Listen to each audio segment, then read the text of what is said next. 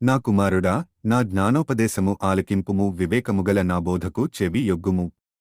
అప్పుడు నీవు బుద్ధి కలిగి నడుచుకొందువు, తెలివిని బట్టి నీ పెదవులు మాటలాడును.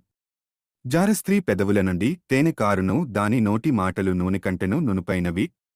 దానివలన కలుగు ఫలము ముసిని పండంత చేదు, అది రెండంచులుగల కత్తియంత పదునుగలది. దాని నడతలు మరణమునకు దిగుటకు దారితీయును, దాని అడుగులు పాతాళమునకు చక్కగా చేరును. అది జీవమార్గమును ఏమాత్రమును విచారింపదు, దానికి తెలియకుండానే దాని పాదములు ఇటు అటు తిరుగును. కుమారులారా, నా మాట ఆలకింపుడి, నేను చెప్పు ఉపదేశము నుండి తొలగకుడి. జారస్త్రీయుండు ఛాయకు పోక నీ మార్గము దానికి దూరముగా చేసుకొనుము, దాని ఇంటివాకిటి దగ్గరకు వెళ్ళకుము.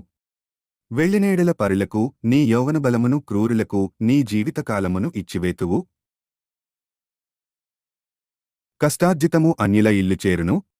తుదకు నీ మాంసమును నీ శరీరమును క్షీణించినప్పుడు అయ్యో, ఉపదేశము నేనెట్లు త్రోసివేస్తిని, నా హృదయము గద్దింపు నెట్లు తృణీకరించెను.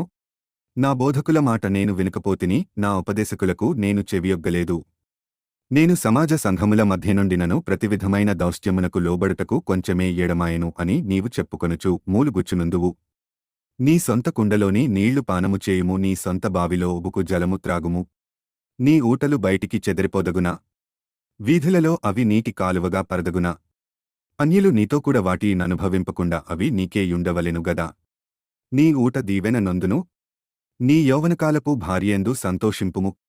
ఆమె అతి ప్రియమైన లేడి, అందమైన దుప్పి, ఆమె రొమ్ముల వలన నీవు ఎల్లప్పుడూ తృప్తినందు చుండుము.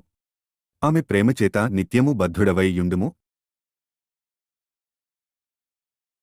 నా కుమారుడా, జార స్త్రీయందు నీవేల బద్ధుడవై యుందువు. పరస్త్రీ రొమ్ము నీవేల కౌగలించుకొందువు. నరుని మార్గములను యెహోవా ఎరుగును, వాని నడతలన్నిటినీ ఆయన గుర్తించును. దుష్టుని దోషములు వానిని చిక్కులబెట్టును, వాడు తన పాపపాసముల వలన బంధింపబడును. శిక్షలేకయే అట్టివాడు నాశనమగును, అతి మూర్ఖుడై వాడు త్రోవ తప్పి పోవును.